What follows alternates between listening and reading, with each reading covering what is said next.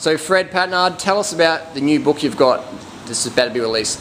Okay, it's called Raw Food Controversies, and this is the only book that exposes the truth about the raw food movement that other raw food gurus don't want you to know. And it's actually a book that tells my story of how I got into raw foods about 14 years ago and actually got very sick. After 3 years on the diet, I was so sick that I could not get out of bed for over a month. And I thought I was on the best diet in the world. Then I realized I did something wrong by following the wrong advice. Then over the years did a lot of trial and error, discovered what works, what doesn't, and then finally to this day I never told my story. I never told exactly what happened, but the people I worked with, the kind of crazy stories along the way, what worked, what caused the most problems, what are some of the things that raw foodists believe that they're not true.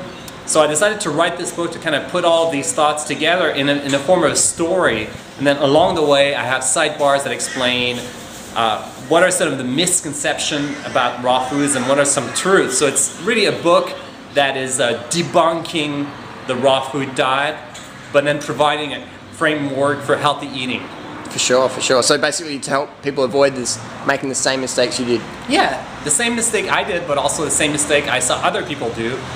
And the common mistakes that people make, but also show you that, well, yes, the raw food ideal is interesting and it makes sense, but don't just follow an ideal blindly.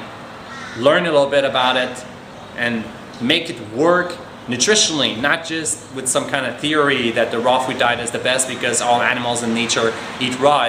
There's a little bit more thought that must go into it, and that's what I put together in the book. Cool. So what's the book called? Raw Food Controversies. And where can we get it from? You can get it from rawvegan.com. Cool. Thanks, Fred.